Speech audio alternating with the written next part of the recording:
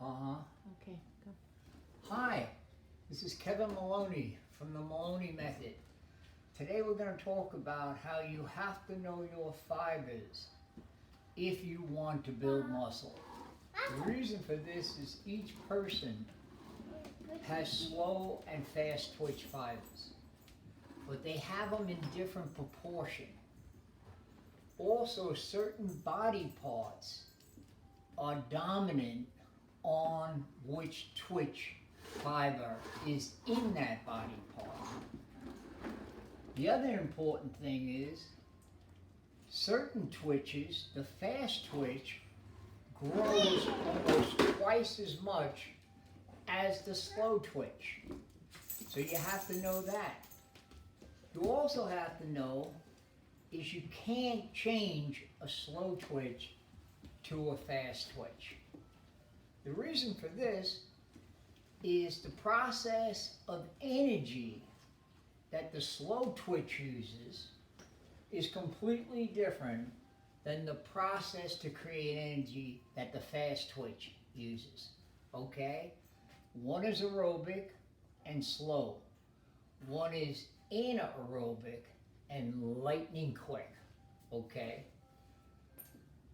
The next thing I want to address in that issue is how does a person determine, am I slow twitch dominant or am I fast twitch dominant? There's a couple of ways to determine that. One, the most perfect way, is they take a muscle biopsy. Now we all can't go out and say, hey, do my bicep biopsy, do my lat biopsy. It's not going to happen, okay?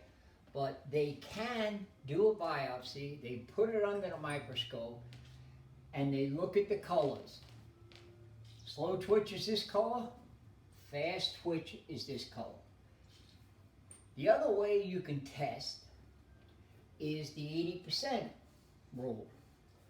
You take your max, okay, on an isolation move. Again, this is a little impractical because you can't isolate everything perfectly.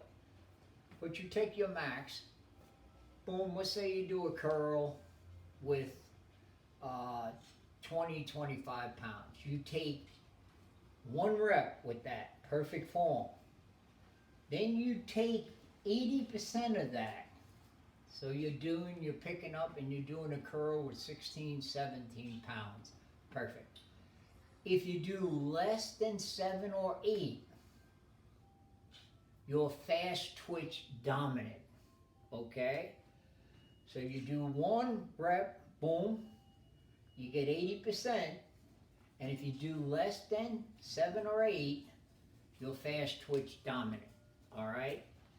The other way that people who study the body, this is very interesting, they study the body. And they say this way is almost as correct as the biopsy. It's the vertical jump. But what's interesting about it, it has nothing to do with how high you jump. The people who understand bodies, they'll take, let's say 4 people, they'll line them up. They'll have the film on them, all right? And they'll tell them, okay, you're going to jump off the ground as high as you can jump. Now, what they do is they film the people as they're getting ready to launch themselves as high as they can. The height they go to means nothing. What determines whether they're fast twitch or slow twitch is their setup, okay? They know how to analyze a person, how they set up for the jump will tell them whether they're fast twitch or slow twitch. Incredibly interesting, okay? Next, let's address the issue of body parts. What body parts are dominated by fast or slow twitch? And they're all different, and they're all a combination of fast and slow twitch. But remember what we said. Fast twitch grows twice as much as slow twitch, okay? Now nature again has sent certain messages in the breakdown of fast and slow twitch. Your calves, which nature knew you'd be standing all day, you'd be walking all day, and we need this muscle to be endurance heavy. You're 95% slow twitch fiber in your calf, okay? In contrast, above the calf, okay, what do you have? You have your hamstring. The hamstring is 70 to 75% fast twitch. So the way nature set the thing up, and again, whatever, nature knows best, right? Nature took a high endurance muscle, dominated by slow twitch, and above it, it put a muscle that's dominated by fast twitch, okay? Your chest is dominated by fast twitch, okay? But your back is basically 50-50, which is interesting. Now, when you have 50-50, that means it requires more reps because you have a lot of slow twitch and you have your fast twitch. But slow twitch, you get into the reps, 10, 12, 15, okay? Then you literally, on muscles, within muscles, you have certain exercises that you should do on the same muscle for fast twitch and slow twitch. When working your biceps, okay, when you do hammer curls, you are fast twitch dominant, okay, because of the part of the bicep that hammer curls hit. When you do regular bicep curls, you are 50-50.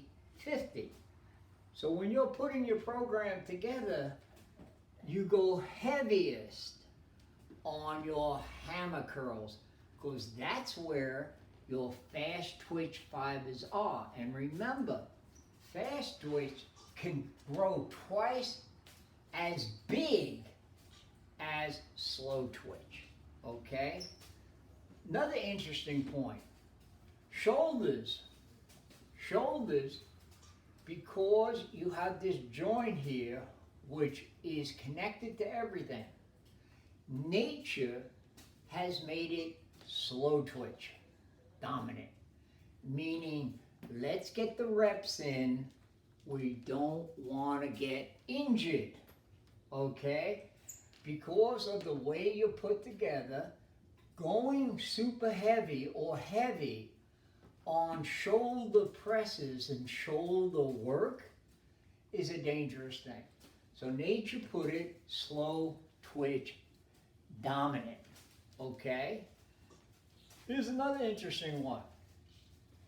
Triceps, okay? And you wouldn't think this, right? But triceps are 70% fast twitch dominant. So when you have 70 versus 30, what you do is when you're putting your program together, you work the 70% with the heavy weight, but you make sure you take care of the 30% with a different rep sequence, higher rep sequence.